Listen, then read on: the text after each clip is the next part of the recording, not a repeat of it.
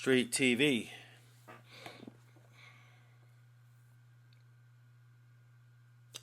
Thanks for tapping in with StreetTV. Alex Alonso, and I'm here to give you an update on the Young Ant Jefe case. But I'm only here to provide factual information as best as I can. I'm extremely disappointed in a lot of you guys that have been reporting on Young Ant, because most of you guys are not concerned with the facts at all, period, point blank. You're just concerned about reporting any misinformation, any deceptive story. You are not concerned about the facts and the truth. You guys just want content. Content is going to mean something that is unreliable in the future. Content is going to be defined as tabloid journalism, stuff that you cannot rely on. And you're talking about people's lives here.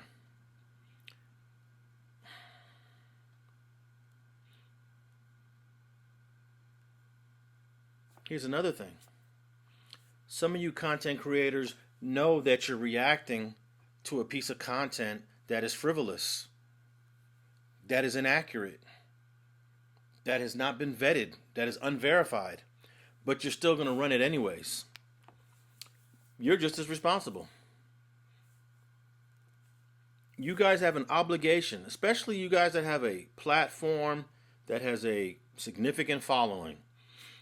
You know, you got 20,000 or more subscribers, 30,000, 40,000. You have a responsibility to make sure what you're putting out there is factual. It's not just, oh, we're going to run content.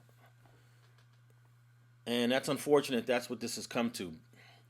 But, you know, before Whack 100 started making a name for himself on Clubhouse back in 2020 during COVID, these misinformation campaigns, this amount of slanderous content was extremely rare.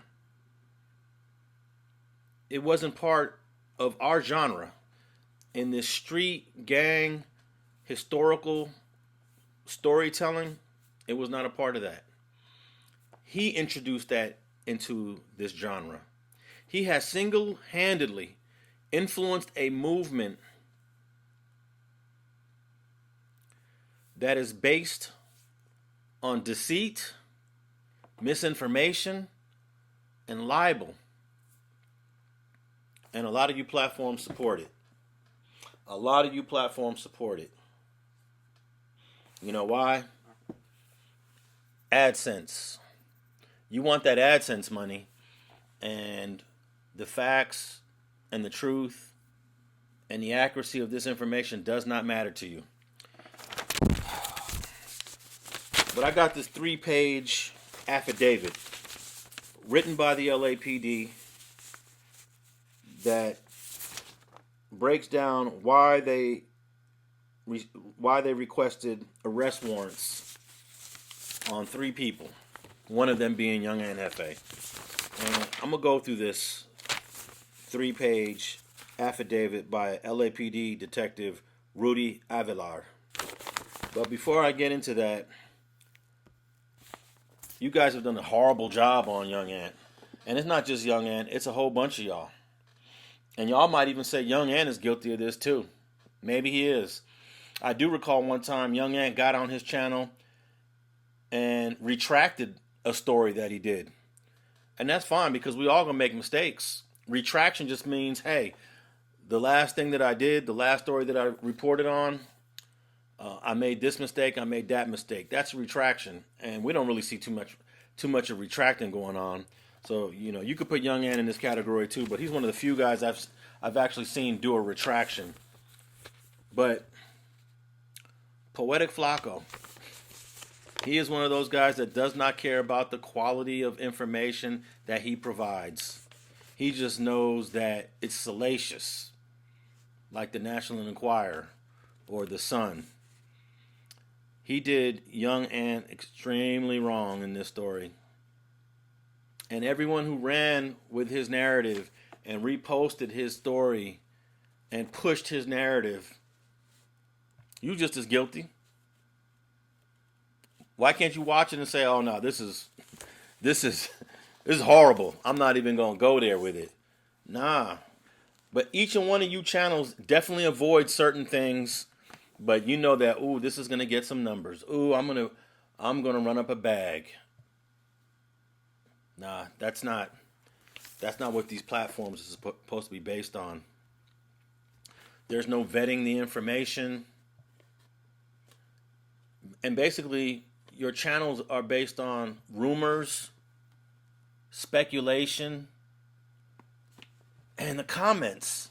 You guys will literally read the comments. You know, comments could be trolls. Comments could be anybody, completely unvetted. And I had no idea that Poetik Flakko had any animosity towards me until I saw him back on Fig in January of this year, in January 2026. And this is what he had to say about me. Dog, like, for example, StreetTV.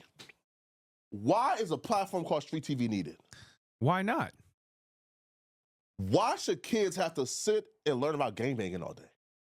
Why should kids, right, have to sit and watch something where they're glorifying gangbanging? Okay. They're glorifying it. So let's go to No Jumper. He's glorifying gangbanging. No, they're not. Did you hear that? Glorifying gangbanging. Glorifying gangbanging. Here's a great book on how MS-13 became what they became by Professor Ward. Is this glorifying?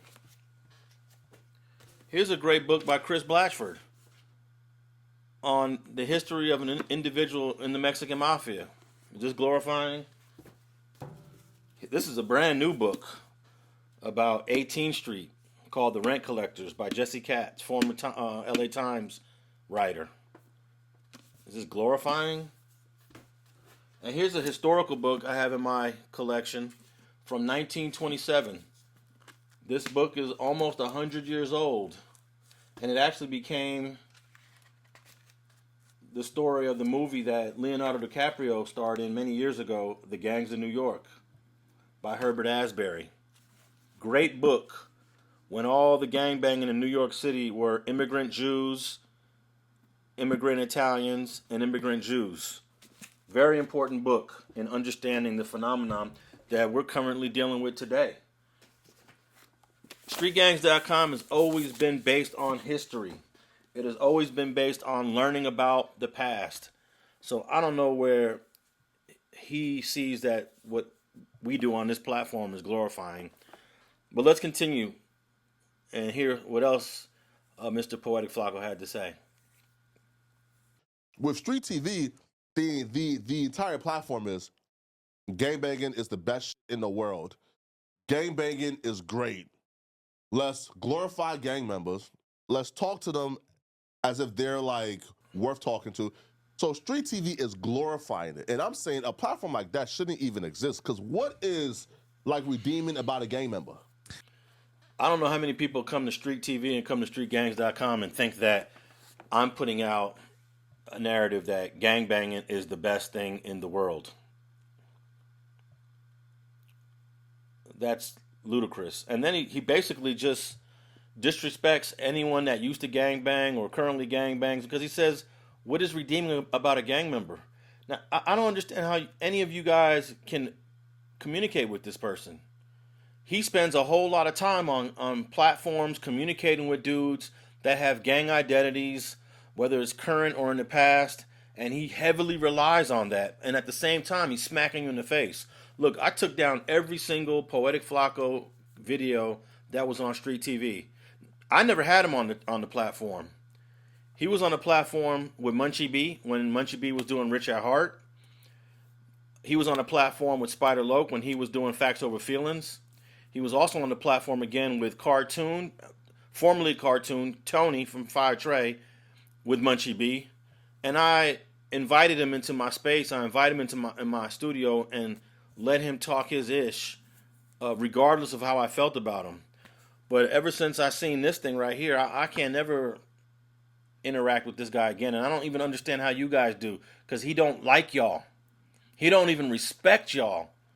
He's using y'all. But because he's getting clicks and views, you guys tolerate it. Shameful. So I put all of his videos on members only. You cannot see anything publicly of Poetikk Flakko on StreetTV ever. This guy's basically saying, so a guy that used to be in a gang is not worth talking to. But he talks to them all the time. A guy in a gang is not worth learning from. But he learns from them all the time. Let's just play this last clip on Flakko. Like the dude Alex. Yo, Alex have been perpetrating as a non-affiliate and a civilian for years. Mm-hmm. Right? No. Alex is like a deep-rooted, like real, authentic OG gang member, right? But people like Alex, they're able to disguise themselves as civilians in order to push the harmful rhetoric. Perpetrating as a non-affiliate, a deep-rooted OG gang member that pushes a harmful rhetoric. I'm an OG gang member. That's crazy. You know, I graduated from the University of Southern California in 1995. And I went on to graduate school and graduated again. I have never committed or devoted myself to becoming an OG gang member. This guy's frivolous. This guy's slanderous. And you know what? This guy has actually been sued multiple times before. Here's a case where a person named Catherine Brown sued Poetikk Flakko. Minyango Tokpa.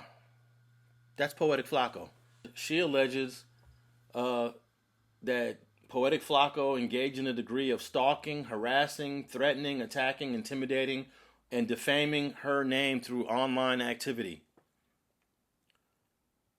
She claims that the defendants are individuals using online platforms like YouTube to engage in cyber and online harassment that began around October 1st of 2020. I'll put a link to this down in the description. I don't know what the outcome of this case is, but it doesn't surprise or shock me that somebody wanted to sue Flakko. In fact, Flakko is probably going to end up getting sued again. And in that video that you just heard of Flakko speaking foul on me, guess where he's getting this motivation and information from to say these things about me? It don't take a rocket science to figure that one out. Yes, it's Whack 100. Whack 100. Poetikk Flakko is Team Whack 100. It don't matter the lies and the deceit and deception that Whack 100 participates in. I mean, he's got some drama right now going on with this Ray J fight. It does not matter. This guy is Team Whack 100. And we all know that Whack 100 is behind a significant amount of malicious, harmful internet antics. And unfortunately, many of you others are okay with it. Many of you guys got nothing to say about it. You will slander Young Ant Jefe. You will do all kind of you will engage in a misinformation campaign on Young Ant Jefe, but you won't speak on the foulness of Whack 100. Why not? I know why. And unfortunately, black folks got a problem with this. Black folks always do this. Well, he ain't said nothing about me. He ain't dissed me yet. He ain't talked no mess about me. Well, that was actually an issue and a problem that Young Ant Jefe had to deal with, because I don't know for how long he sat next to Munchie B, and every time Munchie B told the truth about Whack 100, Young Ant was quiet. Young Ant was silent. And you got to understand, Young Ant and Munchie B, they're homeboys. They go back. They go back many years, over a decade, maybe 15 years. They've been locked up together. But this mentality that we have, well, he ain't said nothing about me. And what's crazy, I just heard it this morning. I was watching Tony, formerly Cartoon 5-3, speak on Whack 100. I was like, oh, okay, I've never heard him speak on him, but let me hear what he had to say. And what do you think Tony had to say? And what do you think Tony had to say? Well, what do black people do when it comes to this type of issue? Well, he ain't said nothing about me. All right, let me play this clip. But the first one, boom. Back to the situation with Whack 100. Y'all have been asking me over and over and over and over what I think about this cat, what I think about what he's doing on social media, blah, blah, blah, blah, blah. And I told y'all a million times before, oh boy ain't never spoke about me. I don't know him. I ain't really got nothing to say about him. And I've always left it at that. What I'm finna say now is not really speaking on him, well, against him now. What I'm finna speak about is the mentality of the people that are getting into it with him. And that's the problem. That's the problem. He ain't never said nothing about me, so I ain't got nothing to say about him. But he certainly had a lot to say about your people. Maybe some people that you know. Maybe some homeboys you grew up with. He certainly had a lot to say about the culture. Whack 100 has disrespected so many people. Let's just deal with OG Crips. OG Crips. OG Crips from Tony's generation. I recall Whack 100 being very disrespectful with OG Brydog from Carver Park. I recall Whack 100 being extremely disrespectful with Melly Mel from Santana Block. I recall Whack 100 being extremely disrespectful, defaming the name of Gangster from Santana Block. That's 3 people that are there I can think of. How many people does it take for this guy to talk about before you say, come on, man, this got to stop. This is out of control. But nah, everybody's like, no, he ain't talked about me. He ain't said nothing about me. He's also talked about Big U, Nipsey Hussle, Monster Cody. The list goes on. In fact, who else has Whack 100 talked about that should make us all feel concerned, make us all feel like we're under attack? I don't need him to talk about me to know that this guy's a demon. And no, it's not just content. People are getting RICO'd. People are getting whipped out in parking lots. People are almost getting killed for content. People are about to go on trial. People are getting sent to prison. It's content. But I do appreciate Cartoons or Tony's change into being a Christian and speaking on Jesus. But let's look at this from the perspective of a Christian.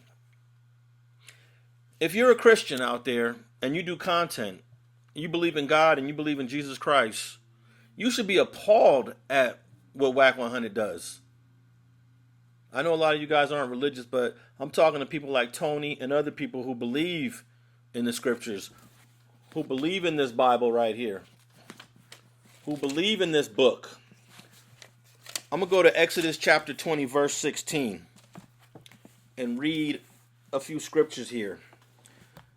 And this stuff should make us feel appalled. I'm in Exodus chapter 20. I'm going to start at verse 12. Honor your father and your mother, in order that your days may prove long upon the ground that Jehovah your God is giving you. You must not murder. You must not commit adultery. You must not steal. You must not testify falsely as a witness against your fellow man. You must not desire your fellow man's house. You must not desire your fellow man's wife. Ain't that interesting? What stands out to me is you must not testify falsely as a witness against your fellow man.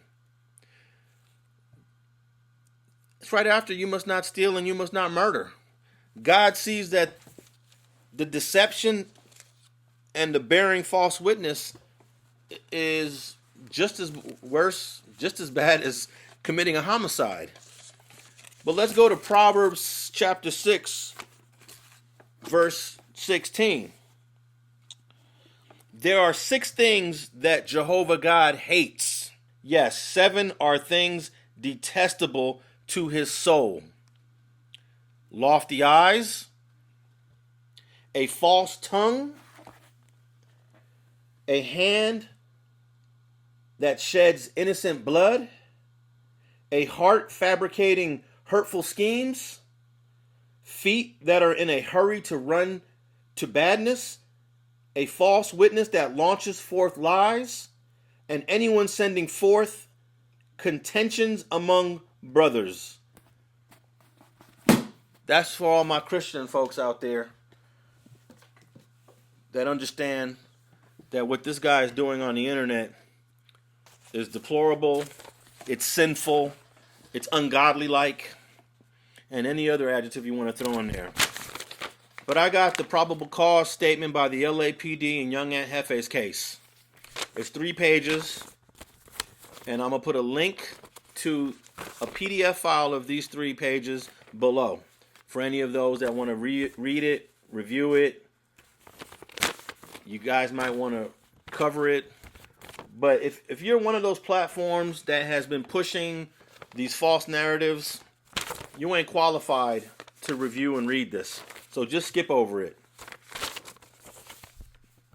All right, so on January 31st, 2026, 911 call was made from to report an assault at 6916 Southwestern Avenue in the city of LA. The 911 caller advised that the victim was being assaulted by multiple suspects in the parking lot. Now here is that parking lot. The parking lot is on the corner of 70th and Western. There's a thrift shop there, there's a mini market, and then there's a laundromat. Fire department announced Mr. Carl Welch dead at the scene on January 31st. Police, LAPD responded and they picked up some evidence at the scene. They found 5 pieces of broken jewelry and 1 set of veneers belonging to the victim. When the detectives got to the scene, Mr. Welch was shirtless, lying in a supine position next to the wall with obvious facial trauma, and the victim's black Escalade was parked nearby. Detective Avilar was approached by the victim's girlfriend, and she provided some information on who he was and where he worked. According to this affidavit here, Mr. Welch arrived in the parking lot at 6:20 p.m. It states that the first suspects arrived at 7 p.m. and started to congregate with Mr. Welch. Then at 9:30 p.m., more suspects arrived, including Young Ant Jefe. And then around 9:45 p.m., and this is all according to video surveillance that they have, obviously, on one of these buildings. Then at 9:45 p.m., according to the video surveillance, the assault against Mr. Welch begins. At 10:34 p.m., the fire department announced him dead. Now, the detective also got in touch with the wife, and the wife made a statement to the police saying that Carl Welch worked at an unlicensed dispensary on Florence and Normandy, and that the owner of this dispensary told the wife that Mr. Welch would hold the rent money in a bag, and he would put that bag in his car. Now, that bag is very important. Don't forget about the bag that he keeps the rent money in his car. Detectives then went to the dispensary, spoke to the owner to confirm the wife's story, and the owner said yes, he keeps the rent money in a bag. Now, this video surveillance was reviewed by one of the gang cops out of the 77th Division named Lagunas. Officer Lagunas is from the gang enforcement detail, and let me just state that the gang enforcement detail has been currently halted because of some recent corruption that came up regarding ghost stops and not turning on body cams during traffic stops. There's more about that in a previous video that I did. But Officer Lagunas is part of this same 77th Division gang enforcement detail, and he watched the video surveillance and he provided what he knew about the people in that video. So Lagunas identified the suspect kicking Mr. Welch in the head as Johnny Gray, also known as North Face. Officer Lagunas personally knows Gray and not only identified him, but he identified his car that was parked in the parking lot.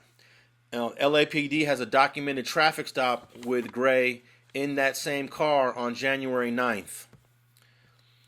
LAPD also obtained search warrant for subscriber information, cell phone subscriber information from Google and from his cell phone provider, which links a phone number to Gray that is also pinging to this location on January 31st.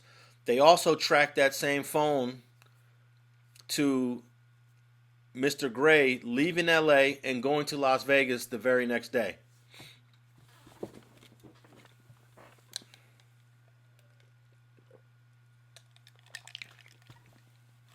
Although we don't have the exact number of people that were in that parking lot when this incident happened, Officer Lagunas was able to identify two other people on the surveillance video, one being Young Ant and the other one being a guy named Ervin Theus. Officer Lagunas states that Young Ant appears to intervene in an argument between an unknown person that's there that Lagunas was not able to identify and Young Ant. So Lagunas is actually identifying Young Ant Jefe as the person that is trying to de-escalate the conflict between an unknown person, we'll call him Suspect 4, and Young Ant. But then Lagunas later states in this affidavit that Young Ant can be seen striking the victim while he's on the ground. Lagunas was able to identify that Young Ant went to his car and started speaking to Ervin Thomas. Now, Ervin Theus. Ervin Theus is 21 years old. He is also from ETG. During the assault, actually, Theus was sitting in his car parked right next to Carl Welch's car. Ervin Theus did not participate in the actual assault, but according to Officer Lagunas, when Theus pulled up, he's seen interacting with the victim, then he's seen getting in his car, leaving, and then he comes back in his car shortly before the assault begins against Mr. Welch. But after the assault finishes, Theus goes into the victim's car, grabs a bag, and then gives that bag to Young Ant. Now, that's why I said don't forget about a bag. For some reason in this statement of probable cause, you could tell they're trying to link this bag as to something of value, which is where the robbery comes in. On April 27th, the LAPD decides to issue warrants on 3 people. On Young Ant, on Johnny Gray for murder, and they issue a warrant to Ervin Theus for conspiracy. Ervin Theus is the guy seen going in the car, grabbing a few things, specifically that bag, and then giving that bag to Young Ant. Also, they took Carl Welch's Escalade and they dusted it for fingerprints, and Ervin Theus's fingerprints are all over the car. So not only is he seen on video going into the car, they have his fingerprints on the car. And I just have a few questions before I wrap this up. I wonder why it took till April 27th to issue warrants when this offense happened on January 31st. Maybe it took some time for Officer Lagunas to identify people in that parking lot. Maybe he actually didn't know who they were and had to do some research to figure it out. I don't know. Even after the warrants were issued in April, why did it take almost a month to actually make the arrests?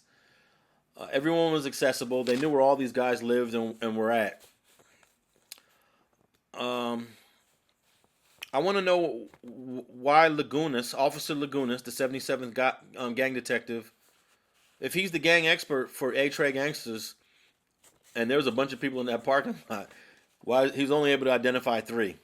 He didn't even identify the original person arguing with Mr. Welch, the one that Young Ant is breaking it up. He's trying to de-escalate it. Lagunas doesn't even know who that person is. Are they going to link this bag to the rent money for the dispensary? And let me just add that this dispensary is unlicensed. Doesn't matter. It's irrelevant. But it is an unlicensed dispensary. Now, it says Young Ant was de-escalating, but then at the same time, in the very next sentence, it states that he assaults the victim. And both can be true. But if you're seen on video clearly trying to stop the conflict, what changed? What happened to where now you're participating in the assault? Don't know. And nothing in this probable cause describes a motive. It doesn't state whether this was a DP. Could this have been possibly something else? I don't know. And lastly, the biggest thing is that we all know that Young Ant is in the county jail on a $2 million warrant. And so is Johnny Gray. Johnny Gray actually has a slightly higher warrant. He's at $2,285,000 for his bail. Let me see. He's at $2,050,000. But the third suspect, Ervin Theus. Ervin Theus was arrested on the same day as Young Ant and North Face were. That's May 19th. But it states here, and he had $1 million bail when he was taken into custody. But on May 21st, just 2 days later, Ervin Theus, this is the person that is seen going through the car of the victim, taking things out the car, and then giving a bag to Young Ant. This guy was released from custody on May 21st. And the reason for the release says per 849B1 PC. 849B1 PC. And basically that means when you're released on 849B1, that means you are arrested without a warrant, but the police or the prosecutor decided there was insufficient evidence to file a criminal complaint. Legally, this action is reclassified as a detention only, meaning the arrest never formally happened and no charges are being filed at this time. So that is the biggest question that I have, because according to Detective Rudy Avilar, Ervin Theus clearly was arrested with a warrant. On April 27th, Ramey arrest warrants were issued for Ervin Theus for conspiracy. And then Detective Lagunas claims that you can see Mr. Theus going through the car of the victim. But he was released. And that's all I have on the update of this case. I'll pin this probable cause statement by the LAPD in the description below. And thanks for tapping in with StreetTV.